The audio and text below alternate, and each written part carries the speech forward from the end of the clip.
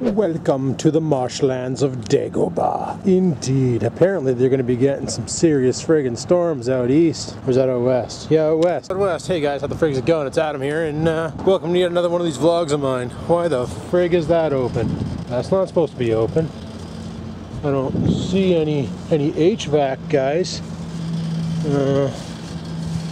We'll just do that for now, because that's not supposed to be open.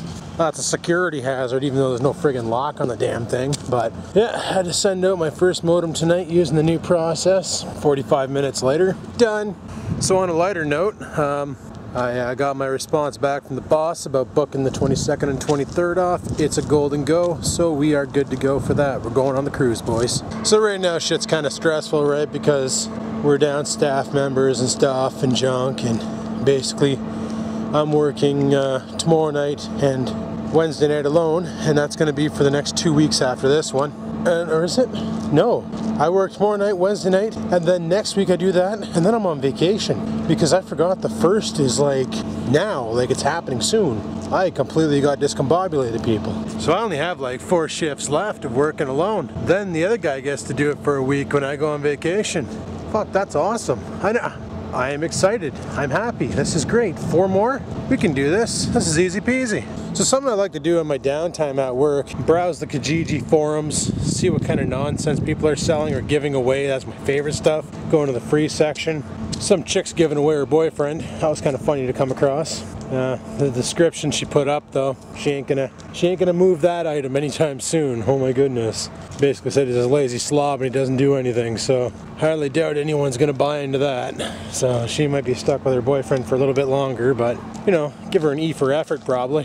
The moon of Dagobah. The moon of Dagobah. So yeah, 4 more of these shitty being alone shifts. And then I go on vacation, and then when I come back, I work 3 days, and then I go on another 4 days off. Well, on that Sunday, the 23rd, I'll be on the boat, and that'll be pretty friggin' awesome, probably. We can go hang out on a boat together. We'll be doing some filming, a little bit of YouTubing, chatting with people, trying to lock in a job after I'm done with this place. Should be pretty good. One thing I know I need to do when I'm on vacation is unbox my ramps. If you wonder why I'm turning around, it's because there's a lot of noise coming out of the generator right now, and I don't know why it's running, because we're running on the grid. Unless there's a power failure and we didn't notice. Like, no, there's power down here because people got their outside lights on and shit, so I don't know what the hell's going on, but the generator's just giving her back there. Maybe it's just cycling for the sake of cycling, I don't know. And the reason why I'm not sitting in my car is because if it's this hot out here right now, it's probably a sauna in my car. And I'll become a sweaty bitch, big times. But yeah, I'm gonna have to break my ramps out and get the car up on the ramps, get underneath it, pop the filter, pop the oil cap, drain the oil out of her, put new oil into her, put a new filter into her. It's gonna cost me about 30 bucks for material to get the car all friggin' oiled up and ready for another 10K friggin' kilometers. Lovely jubbly. It's not my first time doing an oil change. I done one on the Trans Am back in the day before I just started saying frig it and bring it to the shop, but shop rates, man, they're brutal. Especially because my car is not 100%. Like if I were to bring it over here to Midas, the moment they go up on the hoist, the mechanics start looking underneath, and if they find problems with your car, they could basically say, listen, you need this, and by law we can't let this car leave the shop without you getting it done. So a $38 oil change ends up becoming a $2,000 service where they're putting all new parts in my car. Now, that's cool and all, I need the parts probably, but I don't have fucking $2,000 on me to really shovel it into my car right now, so that's what I'll deal with it myself. Plus when I'm under there I can grab the camera, I can film around, and anybody out there who's like car savvy, mechanic capable can like look at the video and go, holy fuck bud, you need to replace this, and then I'll know. So then I can look at the parts and buy them, and then once I get the oil for my jack, because apparently don't use automatic transmission fluid, use jack oil, which my buddy Chuck told me, dude, ATF is hydraulic oil, so using that's not a big deal, but other people say it is a big deal, and if you want your jack to work, use the right shit.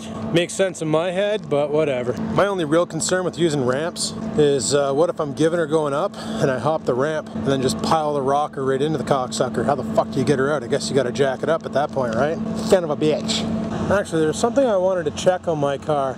because I was watching a video on how to use a jack on a car. Actually, how to jack up your G6, to be honest with you. Yeah, I looked up that video, don't judge. I've never used a jack on my car before. I got the jack and all my friends used it multiple times, but not a mechanic. I already dropped the video about that. And they said there's arrows on the rocker showing where to put the jack. Something about pinch welds. And I want to come over to my car and take a look and see if those marks are actually on the rocker or if they actually did just rot off. Ignore the body damage, but oh, right there. So you jack up the back from there. The front should have one too, right there. So I guess there's like a pinch weld or some shit under here that you put the guy on. And from what I read, apparently you can also go off the A arm, or what they call that thing? The guy under here that like connects all the shit together. Is that, I don't know, fuck. Not a mechanic, I don't know the terms all that well. Is it that like your control arm? Is that right? Control arm probably? Yeah, I shouldn't do any mechanical work on my car ever. But you know what, I'm never gonna learn unless I try, right? So I would start with something simple like brakes, but the problem is my brakes are mint. Like they were done last October and they still work, they don't squeak, they don't, you hit the brakes, the car stops. Yeah, I don't have any warped rotors, I don't have, I guess I can check the meat on the pads and stuff. What I need to do is change the fucking front bearings, because they're howling like a banshee and they're about ready to blow up on me probably. But yeah, I've been jumping all over the place on this vlog and I do apologize, but I was checking on the free section and there's somebody giving away a weight bench. Now, one of these days what I want to do is grab the elliptical, take it out of the living room, fire it in the garage for now. I'm going to put it up on Kijiji as a free giveaway for scrap metal or use. You're probably saying, no, Adam, why are you going to get a free, we need a weight bench, I'll never use that, you never use the elliptical. The reason why I barely ever use the elliptical was I bought brand new Energizer batteries for it. First time I bought dollar store batteries, like Enercells or Duragizers, you know, they're junk. And yeah, Duragizer, it's like a copper bunny with a friggin' Terminator mask or some nonsense probably. Any arties out there want to friggin' draw that picture, give her. That's what happened there was it blew through the dollar store batteries really quick. Like within, I think it was like 6 or 7 uses of the elliptical for an hour at a time, so 7 hours of use, the batteries are flat. And I figured, okay, well, that doesn't make sense. The manual said the batteries are good for 6 months. So I figured, you know, buck store batteries. So I went for the copper top,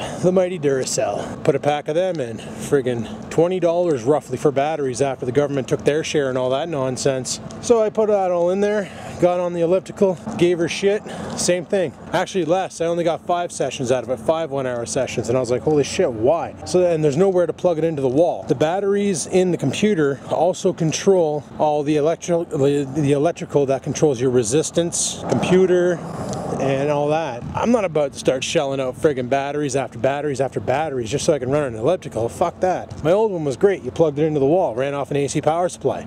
Brilliant. You know, you're not halfway through your exercise and all of a sudden the computer just starts fading away and then dies. It just worked. So I realized if I want to do cardio, I'll grab Oreo, slap him on a leash, we'll take him for a rip, you know? Or while I'm at work, walk around the parking lot like I've been doing tonight and whatnot. That works there for cardio, but what I need is I need a weight bench so I can start targeting trouble areas. And I know how to do, like when I used to go to the gym over here, the old gym right here, you could probably see people up there working out and shit.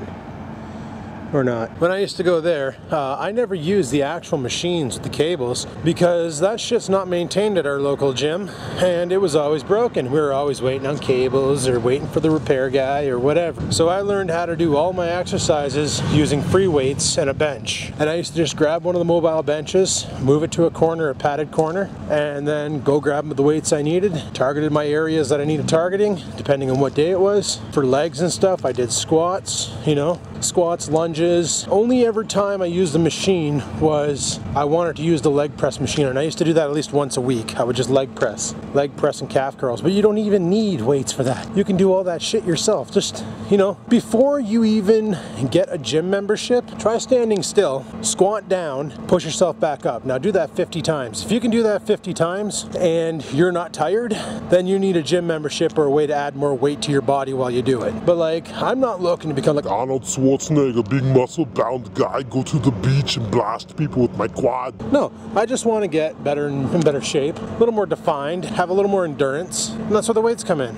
And I always found for me, like, some people are different. My friend, she lost all her weight by cardio. Another girl lost all her weight by doing yogas. Yogas is, might as well say, it's weight training, resistance training. Like, you're literally doing these positions and holding them so that your muscles basically get a workout like a son of a bitch. Angry Joe, he's actually here right now. Well, he's not here, but he's at the gym smashing plates. But the reason why I got rid of the gym membership was A, if I can get a little home gym at the house, that means I don't have to go anywhere. I can stay home, work out when I feel like working out, and I don't have to waste 80 bucks a month to lay in somebody else's sweat and work out, which is really good for me, because that's fucking gross, man, because people don't clean the material up. Anyway though, this walk and talk on my lunch break's been going on for a while now. Probably gonna end this here.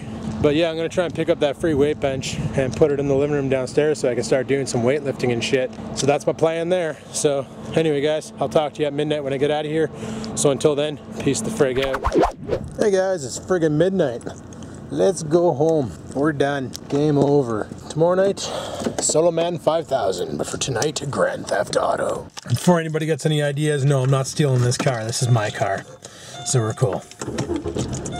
Oh, look! It's the big bad Bruce! Let's give him the high beams. Ooh, ooh, ooh, ooh! Big bad Bruce. Bugging him to make videos, he just hasn't gotten around to it, but you know, one of these days he might pick up his camera and accidentally fart out YouTube videos for you guys. People on Facebook and on Twitter and Instagrams and other things. Hey, why isn't Bruce making videos? I don't know. Apparently he's got footage, he just needs to get around to editing it. So, anyway, I'm gonna head her home and let's get the hell out of here. I got some shit to talk about because this is pretty fucked. Anyway guys, I'm home now, and I basically after lunch I got back in the office and it was dead quiet. And usually in that time what I do is I'll do a lot of research on, you know, well, tonight it was automotive shit. I wanted to find a video online on how to change the spark plugs on a 3.5 liter GM motor, which is what's in my car. The reason for this is because I don't understand why I'm being charged $240 for the service and another $180 for the parts. So I went and looked up spark plugs, and yeah, they can be pretty pricey. You're looking anywhere from $5 a spark plug to $15 a spark plug, depending on what you buy. I'm not running any performance mods in my car, so I probably don't need any special spark plugs. Mind you, after doing some research, I realized like the platinum plugs and the iridium plugs, it's not that they give you a better spark, it's that they stay clean longer and they don't oxidize as quick. Therefore, you gotta plug that lasts you longer. Like the plugs that are in my car now should have been changed at 50,000 kilometers. We're rolling on 130,000 kilometers on that engine on these old dirty friggin' castrated plugs, and like wires that are garbage. So that's definitely the reason why my fuel economy sucks. Now, going to the mechanics, you know, I've been told different stories like, oh, we gotta take the engine out to do spark plugs. When have you ever seen an engine have to come out to do spark plugs? He just kind of stopped and started looking at himself. What a weirdo. But, and then other people were like, well, you gotta disconnect the front, the rear engine mount, get the car on a hoist, and the whole engine tilts down, and then you can access it from underneath the car on a hoist. And I've never seen that before. I've seen it in a minivan where they had to like take out the center console to access a V8 engine, but I've never seen it. So I decided to do some more research, and I came across the website I talked about before, g6performance.net. It could be .org. I'm not sure. Anyway, somebody on there was like, oh, it's pretty easy. Step 1, remove the plastic cowling on the engine. You guys are gonna fucking laugh at me. The whole reason why it was so hard for me to get my hands back there to grab the spark plug wires is because I shit my pants. No, it's because of that plastic cowling. I didn't know you could take that off. Don't judge me, I'm not a mechanic, but I didn't know you could take that off, and apparently it's easy peasy. You take the oil filler cap off the engine, and it's like 4 little clips on the sides, and you just pop the thing right off. Then it exposes the engine block, or the intake manifold, I guess, which is a hell of a lot smaller than that black cover. Sorry, when I start talking loud, it gets Scampers upset because she has anxiety issues, right buddy? Right buddy? Sniff, sniff. You gonna lick the camera? And when I start talking loud, she thinks I'm mad, eh? And she friggin' runs away.